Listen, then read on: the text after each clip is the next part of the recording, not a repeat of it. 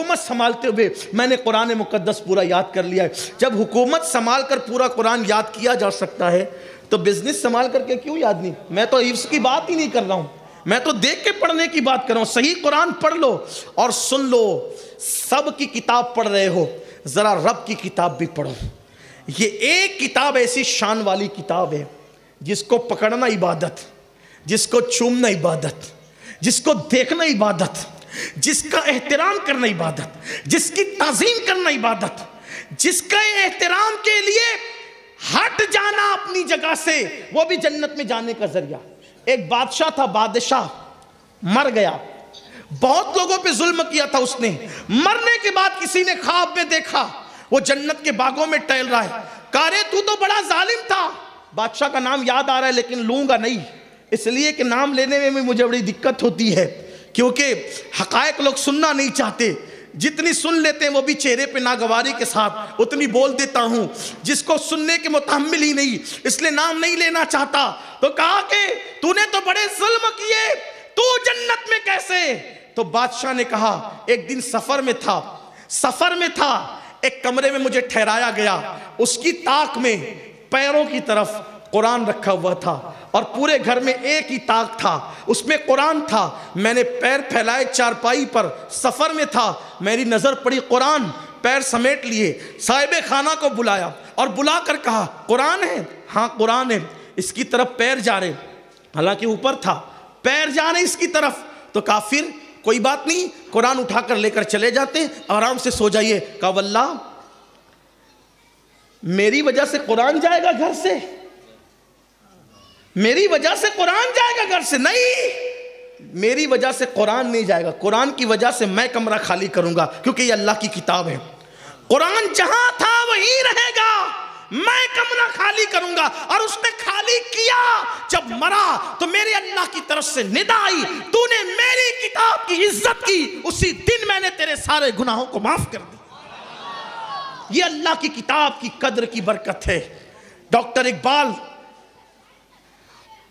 اقبال کہتے ہیں جو قوم قرآن کو تھام لیتی ہے، یہ کتاب وہ ہے کہ اپنے تھامنے والے کو کبھی گرنے نہیں دیتی۔ توجہ کرنا، جس کتاب کا گرنا مسلم امہ کو پسند نہیں، توجہ ہے آپ کی، جملے پر دھیان دیں، جس کتاب کا گرنا مسلمانوں کو پسند نہیں، اس کتاب کو تھامنے والے کا گرنا اللہ کو کیسے پسند آ سکتا ہے؟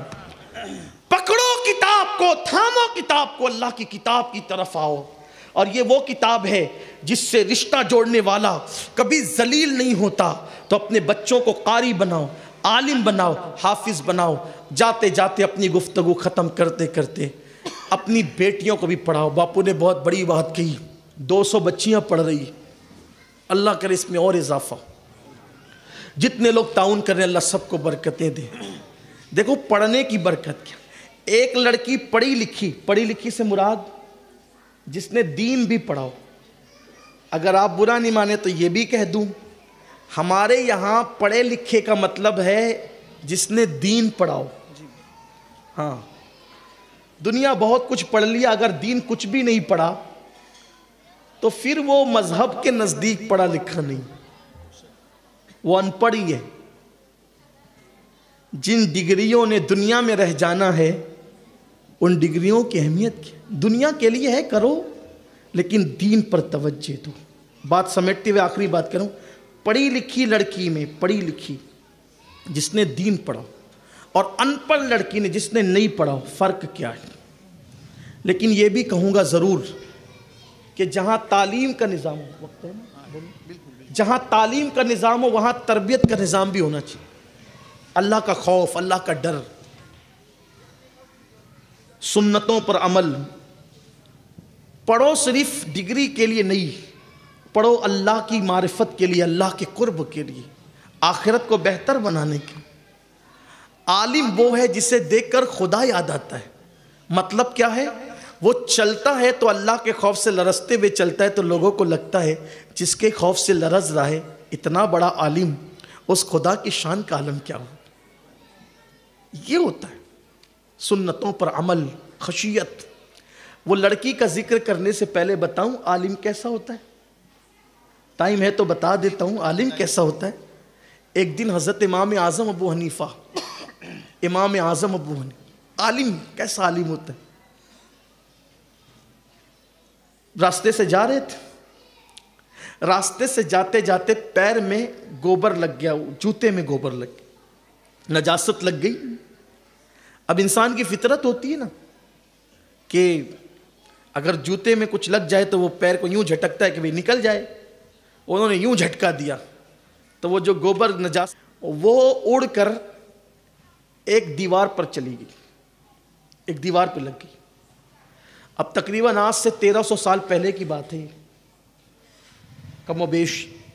وہ دیوار پہ لگ گئی تو وہ دیوار تھی مٹی کی. امام اعظم ابو حنیفہ نے سوچا چلو اس کو دھل دیتے ہیں، اگر مٹی مضبوط ہوگی تو کم سے کم نجاست ختم ہو جائے گی. اپنا حال کیا ہے، جہاں کھڑے ہیں پیشاب لگی، رستے سے جا رہے ہیں پیشاب لگی، وہیں اتر کر کسی کی بھی دیوار ہو. یہ مسلمان ہے، یہ مسلمان ہے. کس اسلام کی بات کرتے ہیں ہم؟ یہ وہ اسلام تو نہیں ہے جو اللہ کے رسول لے کر آئے تھے. یہ ہماری دماغ کی گندگی ہے جو ہم کر رہے ہیں. آج دیکھو سب سے زیادہ گندے محلے مسلمانوں کے، سب سے زیادہ گندگی گناہوں کی مسلمانوں کے محلے میں. جن کے دل گندے ہیں ان کے محلے صاف ہیں، اور جن کے دل میں ایمان کا نور ہے ان کے محلے گندے. جو اپنے محلوں کو صاف نہیں رکھ سکتے وہ اپنے دل کو کیا صاف رکھیں گے؟ پتا چلتا ہے آپ کے دل کتنے صاف ہیں، ہمارے دل کتنے صاف ہیں. جو گھر صاف نہ رکھ سکے وہ دل کیا صاف رکھ سکتے؟ جو لباس صاف نہیں رکھ سکے وہ دل کیا صاف رکھ سکتے؟ مومن کے لباس کی پہچان ہے، اس کے لباس میں پیون تو ہوں گے لیکن کبھی داغ دھبے نہیں ہوں گے، کیونکہ میرے نبی کو اللہ نے فرمایا تھا وَثِيَابَكَ فَطَهِّرْ، اپنے لباس کو صاف ستھرا رکھیے. یہ اس کے لیے بیان آیا جس کو اللہ تعالیٰ نے طاہر و مطہر بنا کر کے بھیجا، مزکی بنا کر کے بھیجا. لیکن آج جہاں جی میں آیا تھوکا، جہاں جی میں آیا پیشاب کر دی، جہاں جی میں آیا کچرا پھینک دیا. امام اعظم ابو حنیفہ رحمۃ اللہ تعالیٰ علیہ کے جوتے سے نالین سے نجاست لگ کر کسی کے گھر کی طرف اڑ گئی. جب اڑ گئی تو اس کو دھونے لگے، گئی دھو دیں اس کی حق تلفی نہ ہو جائے. اور وہ مسلمان نہیں تھا، وہ یہودی تھا. یہودی دھونے لگے اس کو. اب دھوئے تو مٹی بہ گئی، سوچا تھا کہ دیوار پکی ہوگی، مٹی بہ گئی. مٹی بہ گئی تو اس کے اندر گڑا ہو گیا. ہم لوگ ہوتے تو بھاگ جاتے، چلیں بھائی نیکی کرنے جا رہے تھے، اب ہو گیا تو کیا کریں گے، چلو یہاں سے. نہ، لوگوں کا حال تو یہ کہ کسی کو مار دیتے، مر بھی گیا تو بھاگ جاتے. لیکن یہ اسلام ہے، یہ عالم عالم انما یخشی اللہ من عبادہ العلماء کا جلوہ دیکھو. جن کے دلوں میں اللہ کا ڈر ہے، حق کی ادائیگی کا انداز دیکھو. یہ نہیں کہ یہودی کی ہے، کافر کی ہے، یہ نہیں. گڑا ہو گیا. جب گڑا ہوا اس کے دروازے پہ دستک دی. اتفاق سے اس نے کئی 100 درہم امام اعظم سے قرض لے رکھا تھا. دروازے پہ دستک دی. اس نے دروازہ کھولا تو ڈر گیا. کہا حضرت میں بہت آپ کا مقروض ہوں، جانتا ہوں آپ پیسے لینے آئے ہیں نا، میں بعد میں دے دوں گا، مجھے کچھ مہلت اور دے دو. مسکرا کے فرمایا بھائی آج پیسے لینے نہیں آیا، میرے جوتے سے نجاست لگی تھی، میں نے جھٹکا تو تیری دیوار پہ چلی گئی. دھونے کی، صاف کرنے کی کوشش کی تو گڑا ہو گیا تیری دیوار میں، اور یہ تیری حق تلفی ہو گئی ہے.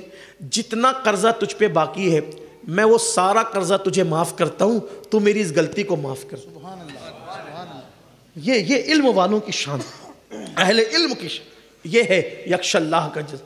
یہاں تو نہ کسی کے دل کا خیال ہے ہمیں، نہ کسی کا، نہ اپنی خود کی آخرت کا خیال. اور پڑھے لکھوں میں اور جاہلوں میں فرق یہ ہے، علم والوں میں، اللہ والوں میں اور ہم میں فرق یہ ہے. تو کہہ رہا تھا کہ ایک لڑکی تھی، اور وہ بھی بادشاہ کی لڑکی. ایک بہت بڑے بادشاہ تھے، کرمان کے بادشاہ. شکار کا بہت شوق تھا. ایک دن شکار کرنے کے لیے نکلے، کوئی اللہ کا فقیر مل گیا، اور اللہ کے فقیر نے کان میں کہہ دیا بادشاہ اسی لیے دنیا میں آئے ہو کہ شکار کرتے رہو گے، مرنا نہیں ہے. اب ہم لوگوں میں اور اللہ والوں میں فرق یہی ہے، ہم لوگ 1.5-2 گھنٹہ چیخ پکار کے بولیں گلا بیٹھ جائے، کسی کی زندگی نہیں بدلتی. لیکن اللہ والوں کا ایک جملہ سیدھا دل پر اثر کرتا، زندگی بدل جاتی۔ انہوں نے کان میں کہا مرنا نہیں ہے، شکار کے لیے آئے۔ کاش کہ آج میرا بھی یہ جملہ کسی کے دل پہ اللہ کرے اثر کر جائے۔ نماز کے وقت میں گھروں میں بیٹھنے والوں مرنا نہیں ہے، تاش کے پتے کھیلنے والوں مرنا نہیں ہے، داڑیاں مڈا کر گٹروں میں پھینکنے والوں مرنا نہیں ہے، لڑکیوں پر پاپ کی نظر ڈالنے والوں مرنا نہیں ہے۔ قبر کی تنگ اور تاریک وادی کو کیسے بھول گئے، اپنے نرم نرم گدوں پر ٹینشن کی وجہ سے آج سو نہیں پاتے تو لوگوں سے کہتے ہو کہ میرا سکون غارت ہو گیا۔ کل جب گناہوں کی آگ قبر میں بھڑکائی جائے گی تو وہاں کسے پکارو گے، کس کو مدد کے لیے بلاؤ گے؟ اپنے ٹینشن کو دور کرنے کے لیے نیند کی گولیاں کھا کر تھوڑی دیر تو آرام سے سو جاتے ہو، قبر میں کون سی نیند کی گولیاں لاؤ گے؟ یہاں پر تھک جاتے ہو، خودکشی کر کے سکون تلاش کرتے ہو، وہاں کون سی خودکشی کرو گے؟ حالانکہ دنیا میں بھی خودکشی جائز نہیں ہے، اسلام میں خودکشی حرام کر دی گئی ہے۔ اللہ اکبر، مرنا ضرور ہے میرے بھائیوں، مت ظلم کرو کسی پر، مت ظلم کرو اپنے آپ پر، ایک رات وہ ضرور آئے گی۔ عیاشیوں کی راتوں میں رت جگہ کرنے سے پہلے یہ ضرور سوچ لینا قبر کی بھی پہلی رات آنی ہے۔ نرم نرم گدوں پہ لیٹ کر گناہ کرنے سے پہلے یہ بھی سوچ لینا ایسی قبر میں بھی سونا ہے جس میں بستر بھی نہیں، جس میں تکیہ بھی نہیں، جس میں آرام بھی نہیں، حد تو یہ ہے جس میں کروٹ بدلنے کے لیے جگہ تک نہیں ہوگی۔ اگر اللہ ناراض ہے تو قبر جہنم کے گڑھوں میں سے گڑا ہوگا، اور اس کو راضی کر لیا، زندگی کا مقصد سمجھ لیا تو پھر قبر اتنی بڑی ہوگی جہاں تک نظر جائے گی وہاں تک قبر کشادہ کر دی جائے گی اور جنت کا بستر بچھا کر کے سلا دیا جائے گا۔ آؤ آؤ، اس دنیا میں ہمیشہ نہیں رہنا، ہم دنیا میں مسافر کی طرح ہے، یہ دنیا قیام گاہ نہیں ہے، یہ دنیا سرائے فانی ہے، جگہ جی لگانے کی دنیا نہیں ہے، یہ عبرت کی جا ہے، تماشا نہیں ہے۔ عیاشی آوارگی کب تک کرتے رہو گے؟ ایک دن جسم کا رشتہ روح سے ٹوٹ جائے گا۔ آوارگی مت کرو، موت آنی ہے، عیاشی مت کرو، موت آنی ہے، دولت کے نشے میں اللہ کے غضب کو چیلنج مت کرو، موت آنی ہے۔ کانوں میں ایئر فون لگا کے گانے غزلیں سن کر مٹکنے والوں، جوانی ہمیشہ نہیں رہے گی۔ جوانی اسی کو کہتے ہیں جو آ کر کے دھوکہ دے کر کے چلی جاتی ہے۔ جوانی میں پاپ مت کرو، اللہ کو ناراض مت کرو۔ جوانی کا ٹائم پاپ کے لیے نہیں، رب کو راضی کرنے کے لیے ہے، عبادت کے لیے ہے۔ آؤ اسے منائے، اسے راضی کرے۔ بہرحال